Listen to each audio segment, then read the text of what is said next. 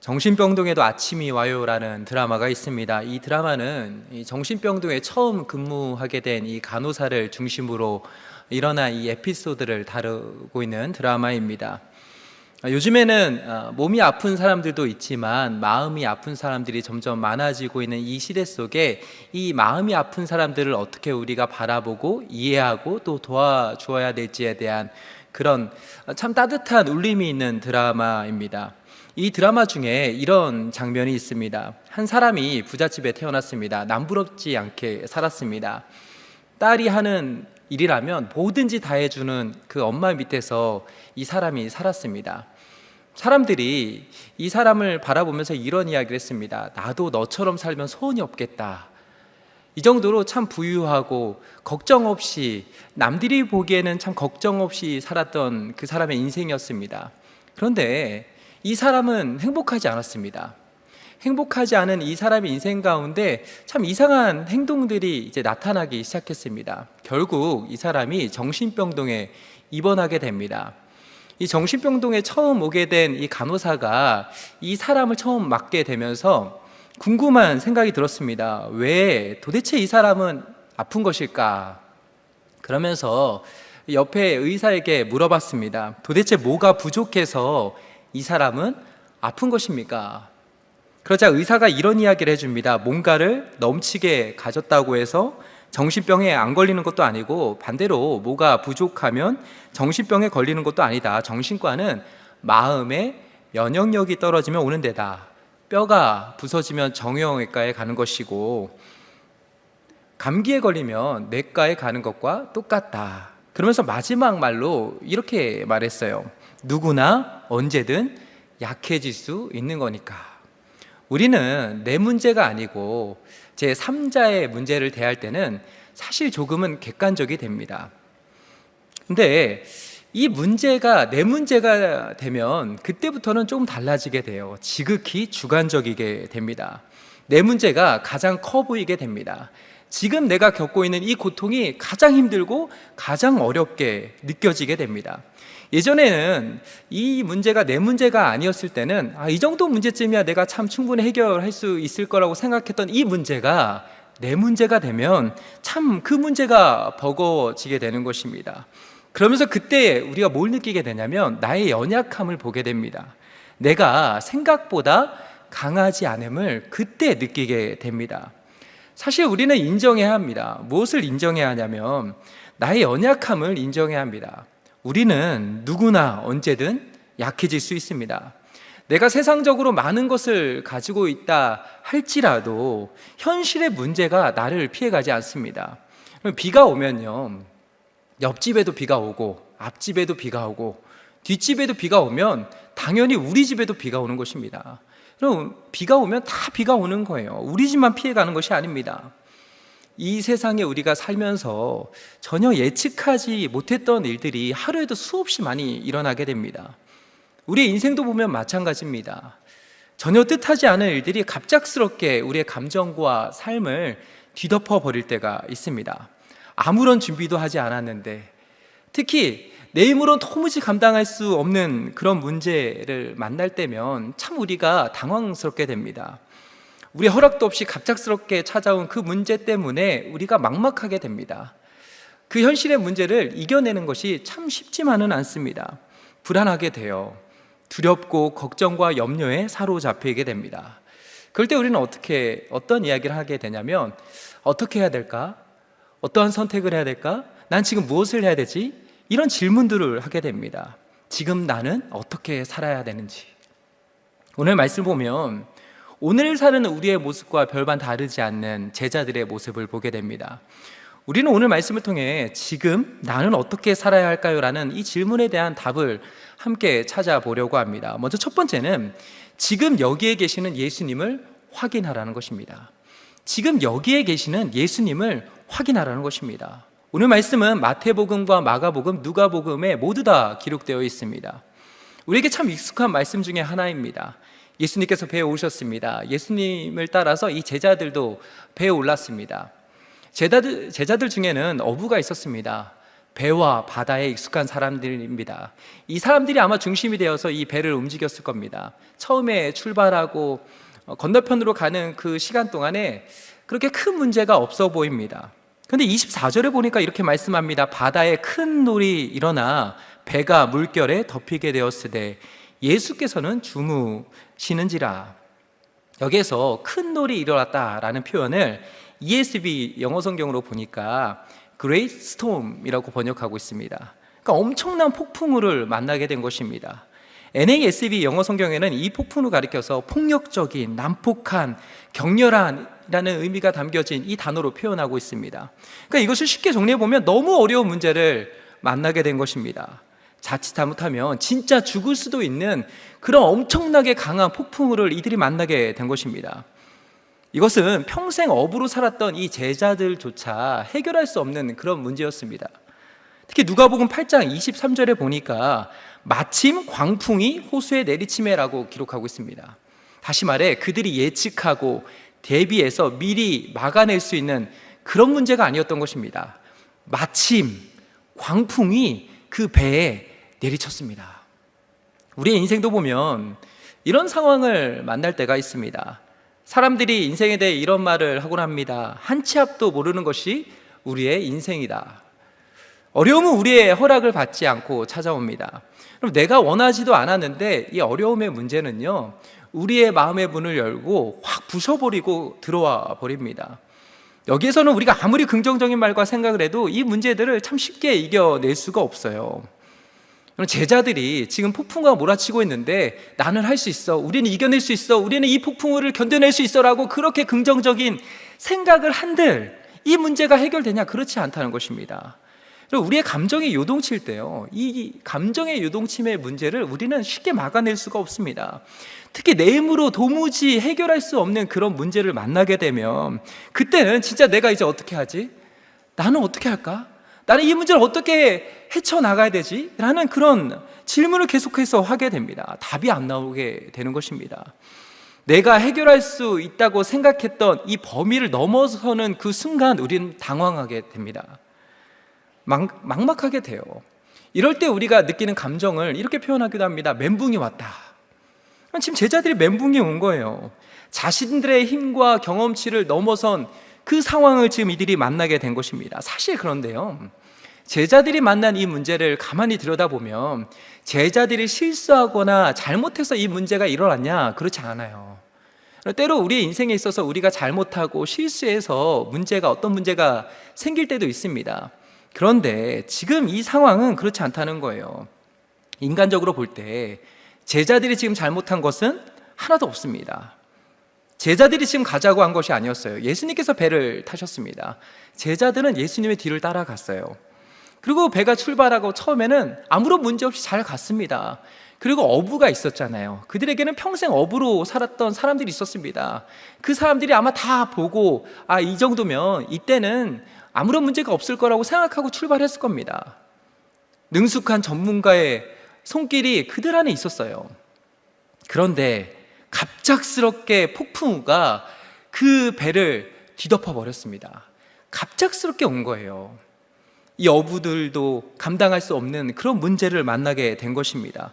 여러분, 외부에서 불어닥친 이 문제를 제자들이 어떤 수로 막아내겠습니까? 어떤 수로 미리 예측하고 대비하고 어떻게 막아낼 수 있었겠습니까? 자신들이 예상치 못한 이 문제를 제자들은 지금 온몸으로 받아내야만 했습니다. 이런 상황 속에서 제자들은 지금 그들이 어떻게 해야 할지에 대한 답을 찾아내야만 했습니다. 그 첫 번째 답은 다른 것이 아니었습니다. 그 배에 함께 타고 있던 예수님을 찾아가는 것이었습니다. 사실 예수님은 그들과 멀리 떨어진 곳에 계시지 않았어요. 그들이 위급할 때 예수님을 저 멀리서 모셔와야 할 만큼 멀리 떨어진 곳에 계시지 않았습니다. 예수님은 바다가 잔잔했을 때도 그들과 함께 계셨습니다. 폭풍우가 몰아치는 이 순간에도 예수님은 그들과 함께 계셨습니다. 예수님이 한 번도 그들을 떠난 적이 있냐? 그렇지 않습니다. 예수님은 지금 그곳에 그들과 함께 계셨습니다. 그런데 문제는 무엇이었습니까? 제자들에게는 여유가 없었습니다. 지금 자신들과 함께 계신 예수님을 볼 여유가 없었던 것입니다.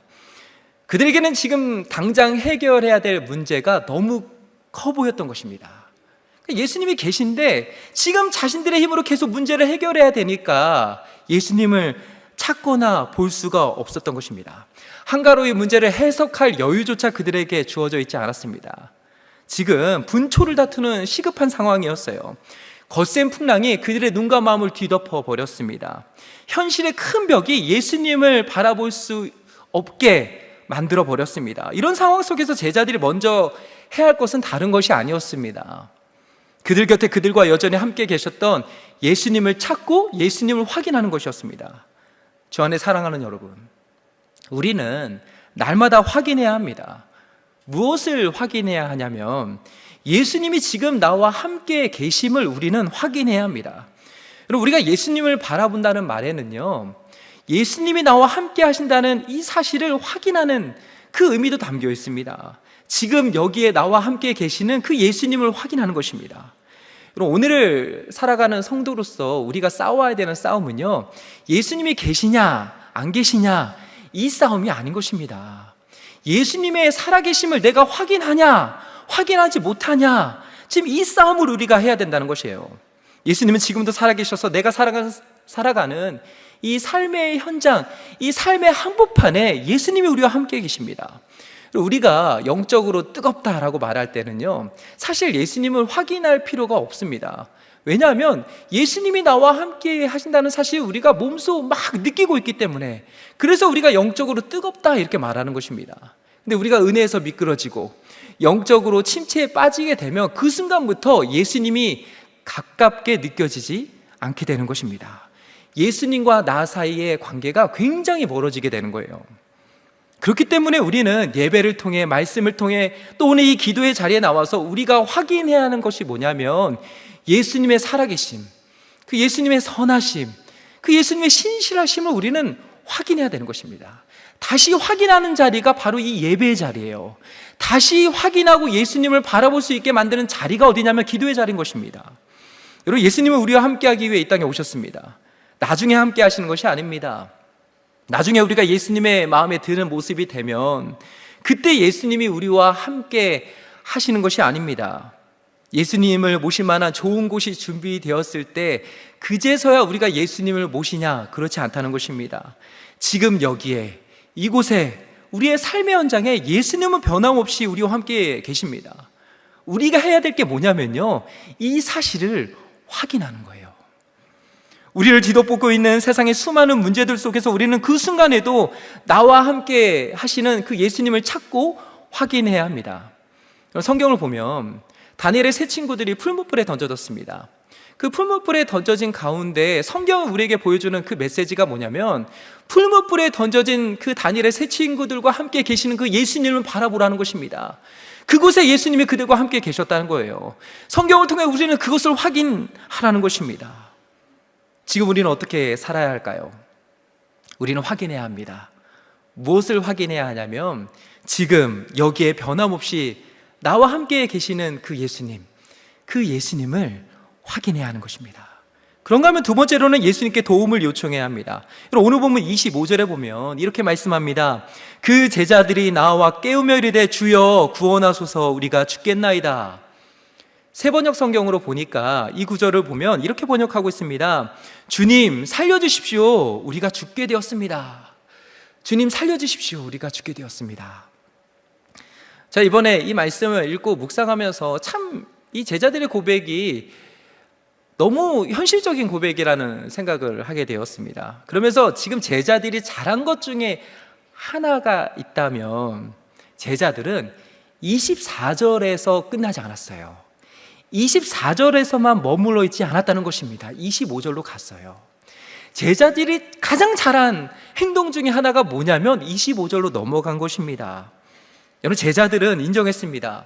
무엇을 인정했냐면 자신들의 약함을 인정했습니다. 지금 자신들의 상황이 괜찮지 않음을 인정했습니다.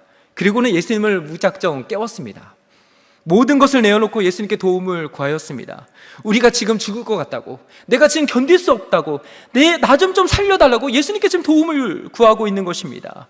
이들은 지금 점잖게 말하고 있지 않아요. 이들은 지금 고상하게 말하고 있지 않습니다. 고상한 어떤 신학을 이야기하고 있지 않아요. 이들은 지금 살려달라고 말하고 있습니다. 내가 죽게 되었으니 나 좀 도와달라고 예수님을 향해 소리치고 있습니다. 어부였던 제자들의 입장을 보면 얼마나 참 자존심 상하는 문제입니까? 그래도 뭔가 내가 어부로서 예수님을 좀 편안하게 모시고 싶었는데 지금 이 문제를 해결하지 못했던 그 어부의 입장에서 볼 때 얼마나 자존심 상하는 이 상황 속에서 그 모든 것들도 다 내려놓고 예수님께 도와달라고 지금 말하고 있는 것입니다. 사실 우리가 신앙생활할 때 이게요, 가장 쉬우면서도 가장 안 되는 것 중에 하나입니다. 바로 예수님께 도움을 요청하는 거예요. 우리는 이게 머리로는 잘 알고 있습니다. 우리는 지금 안 괜찮은데 이 안 괜찮다고 말을 잘 못합니다. 예수님 앞에서도 우리는 우리의 깊은 속마음까지도 꺼내 놓는 것을 참 어려워합니다. 안 괜찮은데 괜찮은 척하면서 어떻게든 우리의 힘으로 이 문제들을 해결해 보려고 합니다. 그리고 내가 신앙생활 이 정도까지 했는데, 내가 그래도 모태신앙인데, 내가 직분을 가지고 있는데 남들과 비교했을 때 이 정도 문제는 내가 해결해야 될 텐데 라는 생각을 가지고 안 괜찮은데 남들 앞에서는 괜찮은 척 신앙생활을 유지하려고 하는 모습이 우리 안에 있다는 것입니다. 그러나 우리에게 필요한 신앙의 모습은요, 안 괜찮으면 안 괜찮다고 말하는 것입니다.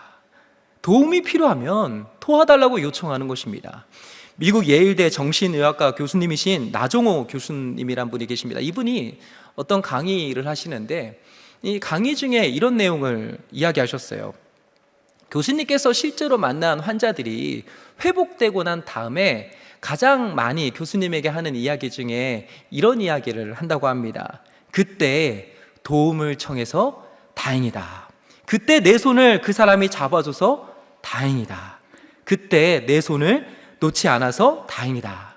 지금 내가 살아있어서 다행이다.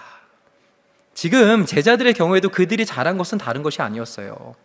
그들은 예수님께 도움을 요청하였습니다. 도와줄 수 있으면 도와달라고 부탁하지 않았습니다. 그들은 절박했어요. 그들은 너무 간절했습니다. 그래서 그들은 예수님 앞에서 체면 차리지 않았습니다. 예수님을 향해 도와달라고, 살려달라고, 죽게 되었으니 제발 좀 살려달라고 그렇게 제자들이 이야기했습니다.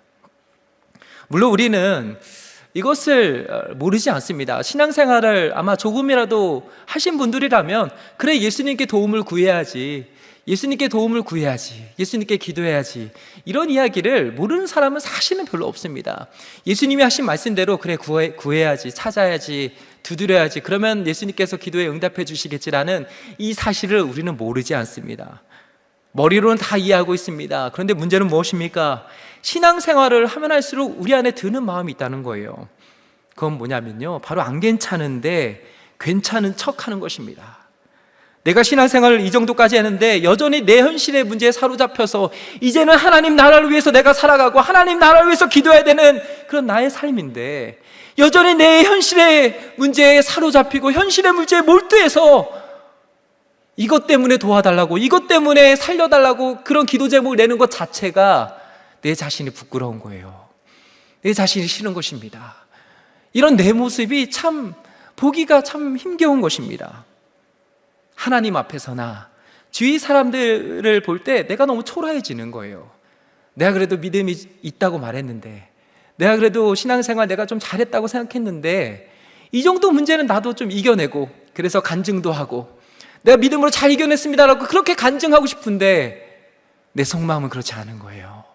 안 괜찮은 것입니다. 힘든 거예요. 버거운 것입니다. 근데 이것을 다 감추는 거예요. 특히나 우리는 믿음으로 이겨내고 있는 사람들과 내 자신을 비교하면서 나도 모르게 위축이 되는 것입니다. 저 사람은 저렇게 힘든 상황 속에서도 예수님을 바라보는데 왜 나는 이 문제 때문에, 이런 작은 문제 때문에 왜 나는 힘들어할까? 왜 나는 이렇게 믿음이 약할까? 왜 나는 이렇게 믿음이 작을까? 이런 이야기 때문에 영적인 침체에 확 빠지게 되는 것입니다. 그런데 오늘 성경을 통해 우리에게 주시는 하나님의 메시지가 있다면 그게 뭐냐면요, 그렇게 하지 않아도 된다는 거예요. 괜찮다는 것입니다. 모든 성도들에게 주는 메시지가 바로 이것입니다. 괜찮다는 거예요. 도움이 필요하면 도와달라고 이야기하는 것입니다.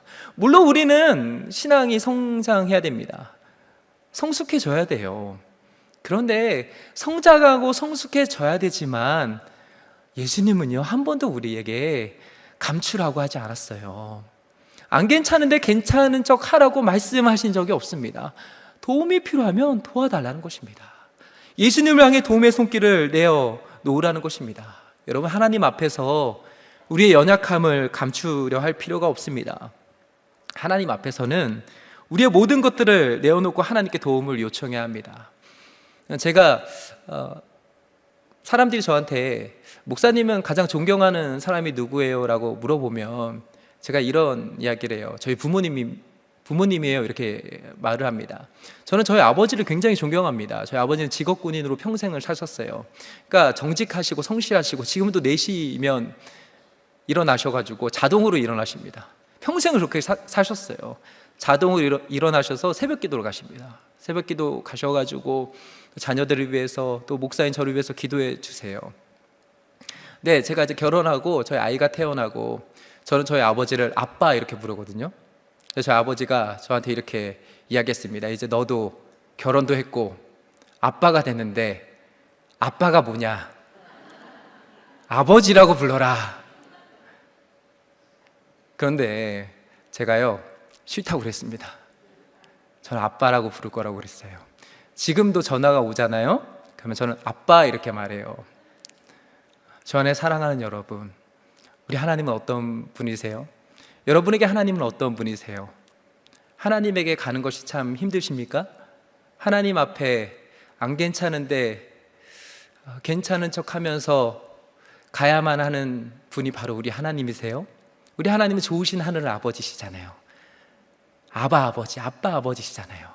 그 하나님 앞에서 우리가 왜 우리 자신을 포장할 필요가 뭐가 있겠습니까?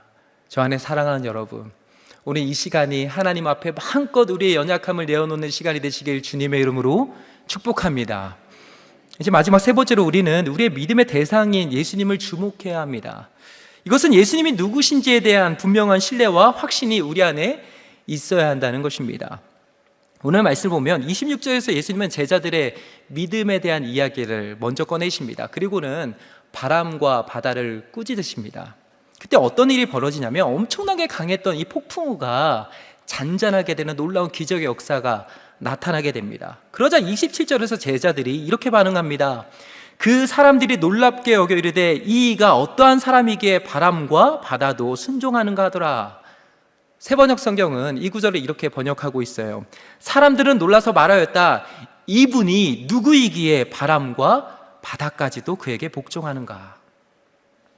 헤럴드 생크바일이라는 분이 쓴 하나님을 신뢰할 수 없을 때라는 제목의 책이 있습니다. 이 책에 보면 저자가 이런 이야기를 합니다. 비극적인 현실과 미지의 세계를 마주할 때 두려워하는 것은 지극히 정상적인 반응이다. 이처럼 낯설고 위험천만한 일은 이전에 경험한 적이 없기 때문이다. 폭풍 한가운데 있는 제자들이나 물에 빠져드는 베드로처럼 우리도 믿음이 작은 사람들이다. 믿음을 대할 때 우리가 가진 흔한 오해가 여기서 나타난다. 과연 우리의 문제가 믿음이 작아서일까? 아니다. 우리가 확인해야 할 것은 우리의 믿음이 얼마나 큰지가 아니라 우리가 누구를 믿는가이다. 우리가 신뢰하는 주님이 중요하다.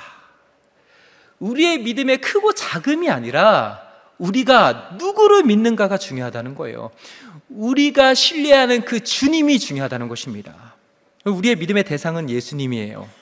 세상은 우리의 믿음을 흔들어 버립니다. 여러분, 우리의 믿음을 흔든다는 게 뭐냐면 우리의 믿음의 대상에 대한 우리의 마음을 흔들어 버리는 거예요. 예수님은 선하시지 않아. 내 상황을 보니까 예수님은 좋으신 분이 아니야. 예수님은 신실하지 않아. 이렇게 생각을 하게 만들어 버린다는 것입니다.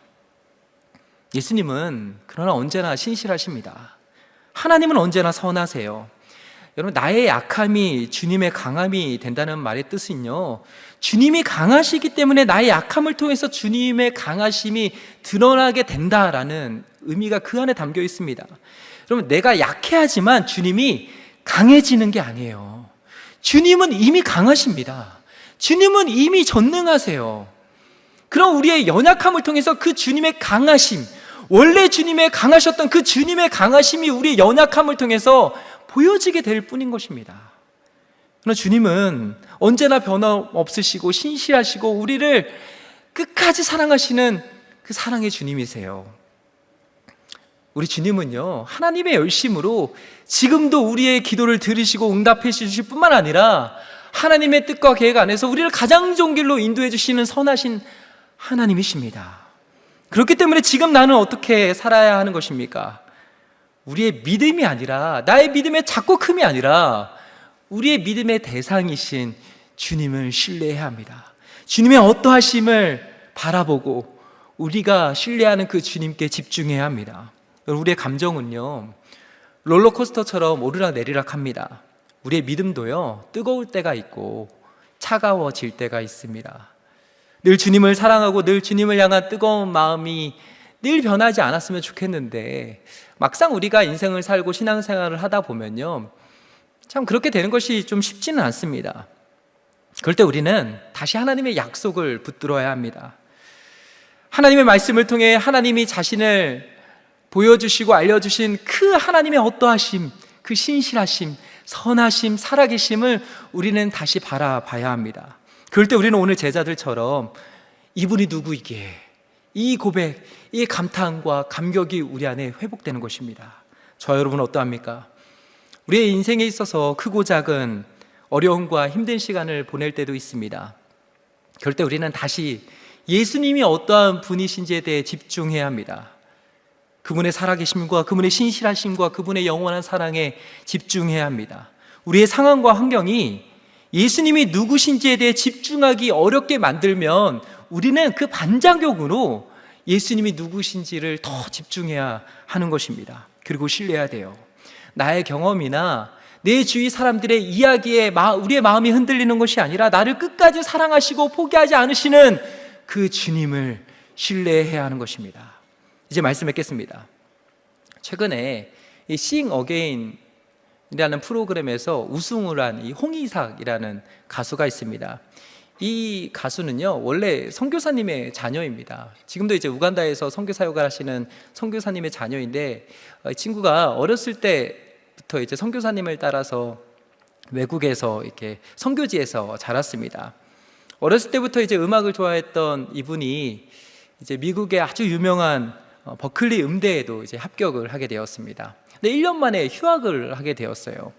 학비가 비싼 것도 있지만 사실 그것보다 더 큰 문제가 있었다고 합니다. 그게 뭐냐면 부정교합이 너무 심했다는 거예요. 교수님, 이 담당 교수님이 이런 이야기를 했다고 합니다. 너는 부정교합이 너무 심해서 이거를 치료하지 않으면 더 이상 음악이 성장할 수 없다, 이렇게 말했다고 해요.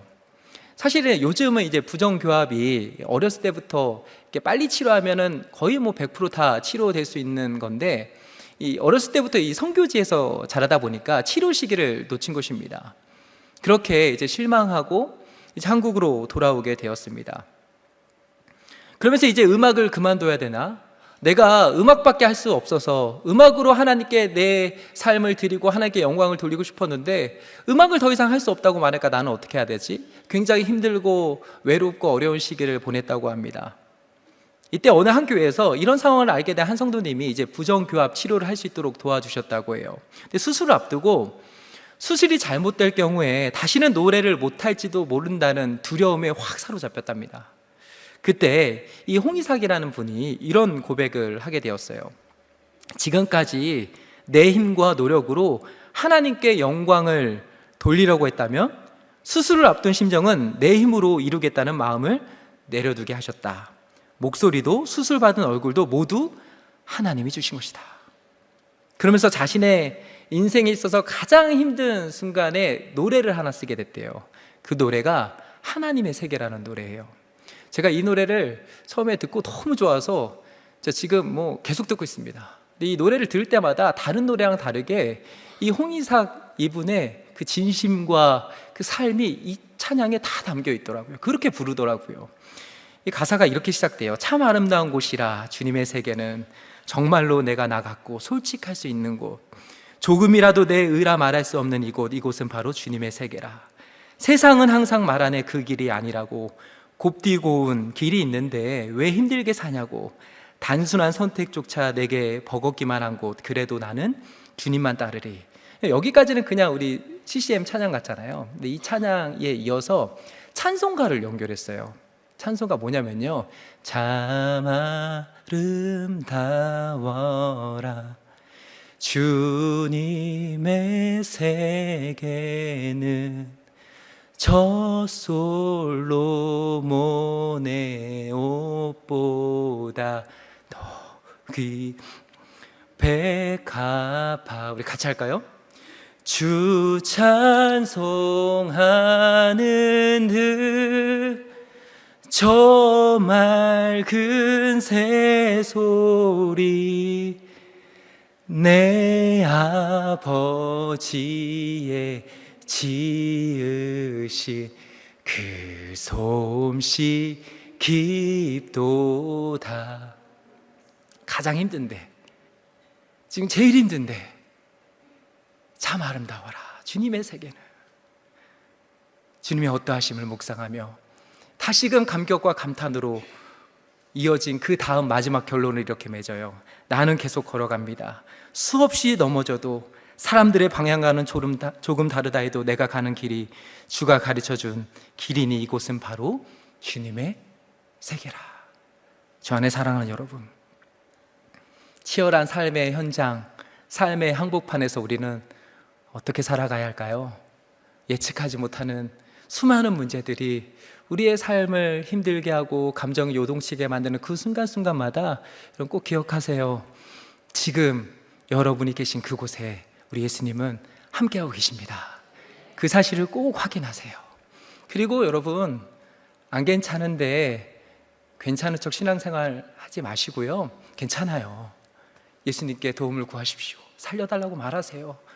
내가 너무 힘들다고, 내가 너무 버겁다고 말하십시오. 그리고 주님의 없다하심을 묵상하시길 바랍니다. 내가 신뢰하는 그 주님께 집중하길 바랍니다. 그럴 때 우리도 이렇게 고백하게 될 것입니다. 참 아름다워라, 참 아름다워라 주님의 세계는 바로 이곳이, 우리가 살아가는 그 삶의 현장이 주님의 세계라. 우리 같이 한번 좀 찬양할까요? 우리 같이 좀 찬양할 텐데요, 제가 이 찬양은 제가 이제 신대원 들어가기 전에 참 힘들 때, 이 찬양이 빠른 찬양이잖아요. 빠른 찬양인데 빠른 찬양을 듣고 울었습니다. 이 찬양 들으면서 막 울면서 갔어요. 근데 이 찬양이 저에게, 지금도 이 찬양을 들을 때마다 저는 이 감격과 감동이 있어요. 뭐냐면, 아 그렇구나, 주님이 나의 힘이시구나, 내 마음과 힘은 믿을 수 없다, 이 세상에 내가 사모할 것이 뭐가 있을까? 그래, 내가 그 진리를 믿고 가자. 다른 나보다 더 빨리 가는 사람들, 그 사람들 보지 말고, 내 주위에 그렇게 수많은 사람들이 이야기해도 그거에 내가 흔들리지 말고 난 가자. 뭘 믿고 가냐면 그 진리 하나 믿고 가자. 주님이 나의 힘이십니다. 여러분의 힘은 누구십니까? 주님이 여러분의 힘이신 줄로 믿습니다. 우리 이 찬양 같이 고백하도록 하겠습니다.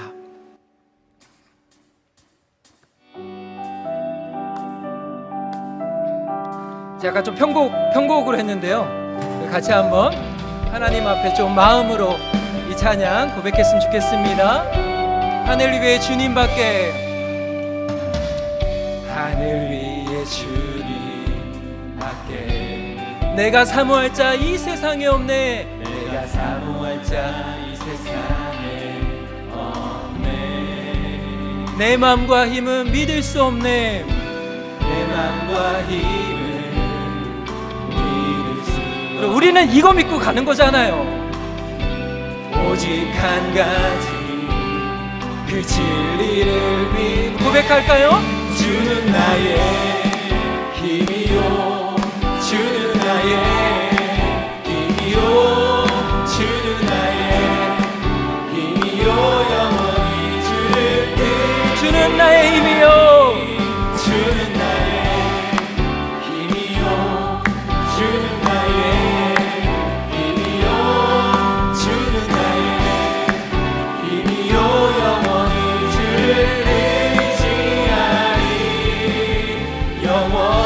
하늘 위에 주님밖에, 다시 한번 고백하겠습니다. 하늘 위에 주님밖에,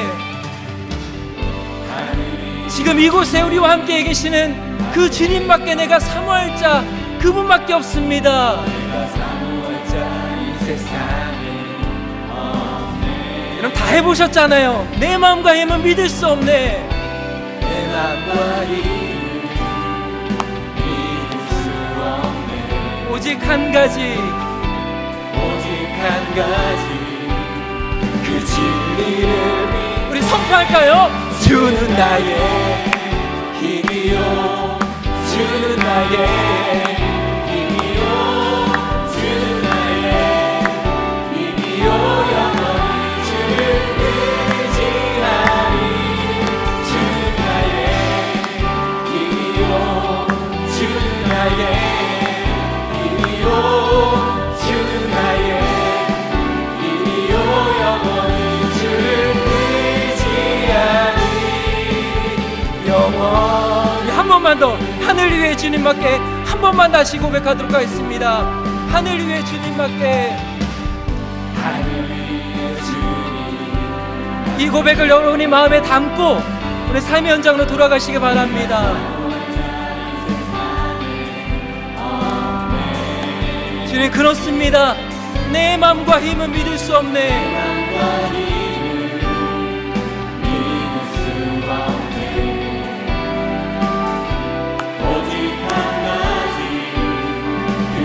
그렇습니다. 주님, 주님이 나 힘이십니다.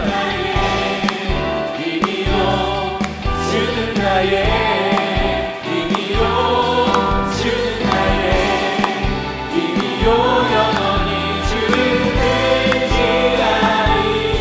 주는 나의 힘이요, 주는 나의 힘이요, 주는 나의 힘이요, 영원히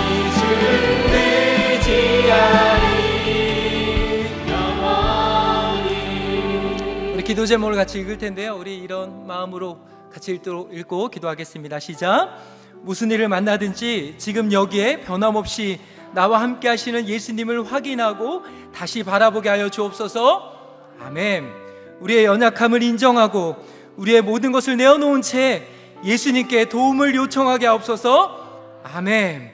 흔들리는 나의 믿음이 아니라 언제나 변함없으시고 신실하신 주님만 신뢰하며 날마다 감격과 감탄의 고백으로 가득 넘치게 하옵소서.